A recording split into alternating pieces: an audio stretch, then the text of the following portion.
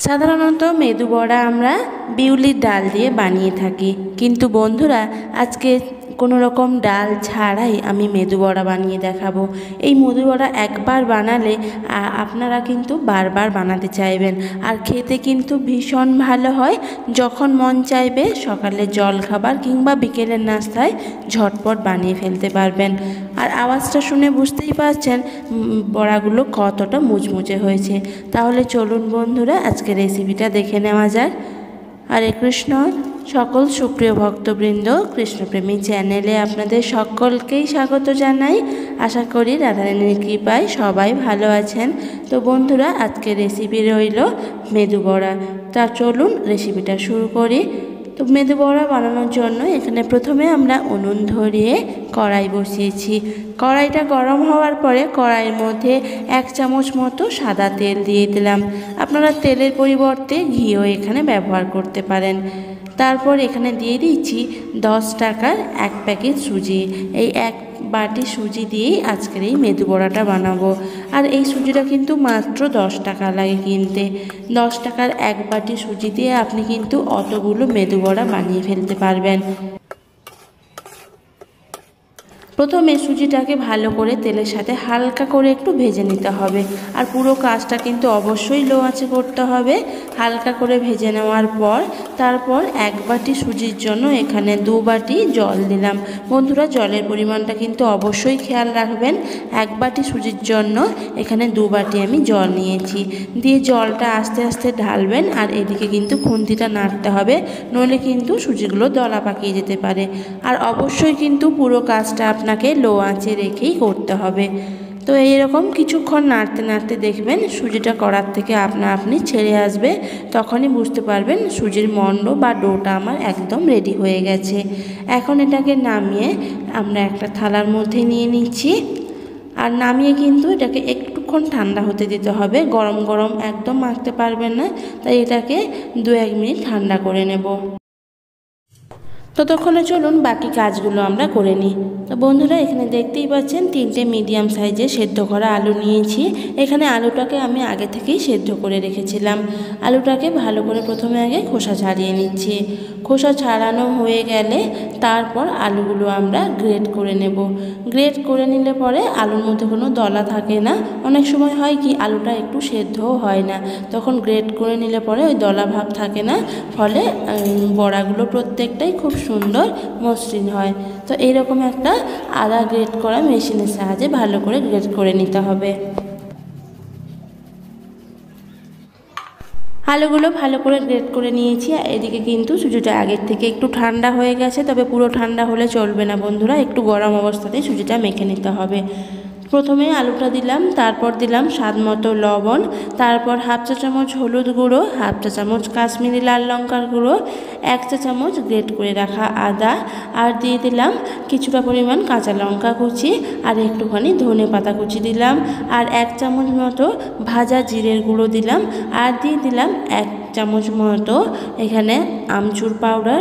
তো বন্ধুরা আপনাদের কাছে আমচুর পাউডার না থাকলে চাট মশলাও দিতে পারেন। চাট মশলাও যদি না থাকে তাহলে একটা পাতিলেবু রসও দিতে পারেন। আর সবার শেষে এখানে 2 টেবিল চামচ দিয়ে দিলাম কর্নফ্লাওয়ার। কর্নফ্লাওয়ারটা দিলে পরে প্রত্যেকটা বড়া খুবই মুচমুচে হয়, আর খেতে কিন্তু ভীষণ ভালো লাগে। তো এখন সবকটা উপকরণ ভালো করে একসাথে মেখে নিতে হবে। তার আগে বন্ধুরা হাতে একটু তেল মেখে নিতে পারেন, তাহলে মাখার সময় সুজিটা আর হাতে লেগে যাবে না, আর খুব সুন্দরভাবে মেখে নিতে পারবেন। তো এইভাবে ভালো করে মসৃণ করে একটু মেখে নিতে হবে। আর গরম অবস্থাতেই সুজিটা মাখতে হবে এই কারণেই, তাহলে সুজির যে বড়াগুলো বানাবেন তাহলে বড়ার গাগুলো আর ফেটে যাবে না। ঠান্ডা হয়ে গেলে কিন্তু সুজিটা একদম শক্ত হয়ে যাবে, তখন আর বড়াগুলো ভালো করে বানাতে পারবেন না। তো এইভাবে ভালো করে মেখে নেওয়ার পরে হাত দিয়ে কিছুটা পরিমাণ ডো নিয়ে এইভাবে গোল করে তারপর এইভাবে চ্যাপটা করে নিয়েছি। তারপর মাঝখানটা আঙুল দিয়ে এইভাবে একটু বড়া শেপ দিয়ে নিলাম। বন্ধুরা এরকম শেপ দেওয়া কিন্তু খুবই সহজ, যে কেউ বানিয়ে নিতে পারবেন, এটা বলার কিছুই নেই। তো একটা বানিয়ে নিলাম, এখন আবারও একটা বানিয়ে দেখাচ্ছি। প্রথমে অল্প একটু নেবেন, তারপরে ভালো করে হাত দিয়ে একটু গোল শেপ দিয়ে তারপরে চ্যাপটা করে নেবেন। তো দেখতেই পাচ্ছেন প্রত্যেকটা বড়ার গা কিন্তু খুবই মসৃণ হয়েছে। এটা কিন্তু গরম অবস্থাতেই সুজিটা মেখে নিয়েছিলাম বলে তার কারণেই হয়েছে, ঠান্ডা হলে পরে মোটেও ভালো হবে না। তো এরকম করে কিন্তু সবকটা বড়া আমরা বানিয়ে নিলাম। আর দেখতেই পাচ্ছেন এক বাটি সুজি দিয়ে কতগুলো বড়া এখানে বানানো যায়। তো এদিকে বন্ধুরা তেলটা আগে থেকে গরম করে নিয়েছি, আর আঁচটা কিন্তু অবশ্যই মিডিয়াম টু হাই আঁচে রাখতে হবে। তারপর একে একে বড়াগুলো তেলের মধ্যে দিয়ে দিচ্ছি। একসাথে বেশি দেবেন না, তাহলে বড়াগুলো ভেঙে যাবে। আর যদি বন্ধুরা আঁচটা এখানে লো আঁচে রাখেন তাহলে কিন্তু প্রত্যেকটা বড়া ভেঙে গুঁড়ো হয়ে যাবে। তা এই সময় কিন্তু আঁচটা আপনাকে মিডিয়াম টু হাই আঁচে রাখতেই হবে, আর পুরো কাজটা কিন্তু আপনাকে মিডিয়াম আঁচে করে নিতে হবে। তো বড়াগুলো প্রথমে কড়ার মধ্যে দিয়ে নাড়বেন না, তাহলে কিন্তু ভেঙে যাবে।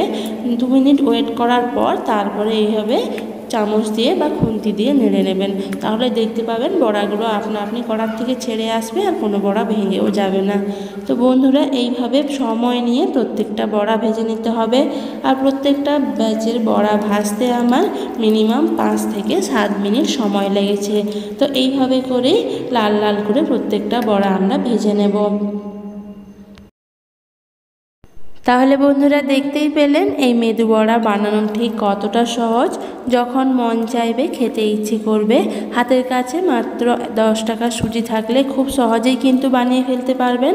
আর এটা বানানো যে খুব একটা কঠিন ব্যাপার বা কোনো বিশেষ উপকরণ লাগে তাও নয়, হাতের কাছে থাকা ঘরোয়া উপকরণ দিয়ে খুব সহজে বানিয়ে ফেলা যায়।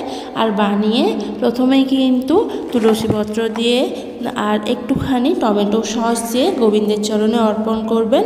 তারপরে কিন্তু সবাই মিলে প্রসাদ পাবেন। বাড়িতে কোনো অতিথি এলে একবার বানিয়ে দেবেন, সে কিন্তু বুঝতেই পারবে না যে এটা আপনি ডাল ছাড়াই বানিয়েছেন। তো বন্ধুরা এইভাবে আপনারা একবার হলেও বানান, আর বানিয়ে ভগবানকে ভোগ লাগিয়ে তারপর সবাই মিলে প্রসাদ পান। তো বন্ধুরা সবার শেষে একটাই অনুরোধ করব, যদি আমার এই ছোট্ট ছোট্ট প্রসাদের আইটেমগুলো আপনাদের ভালো লেগে থাকে তাহলে অবশ্যই আমার চ্যানেলটা সাবস্ক্রাইব করে আমার পাশে থাকবেন। সবাই ভালো থাকুন, সুস্থ থাকুন। দেখা হচ্ছে পরের দিন আবার নতুন কোনো প্রসাদের আইটেম নিয়ে। ততক্ষণে সবাই নিজেদের স্বাস্থ্যের খেয়াল রাখুন, আর এভাবেই ভালো থাকুন, আর এভাবেই আমাকে সাপোর্ট করতে থাকুন। হরে কৃষ্ণা, হরি বল।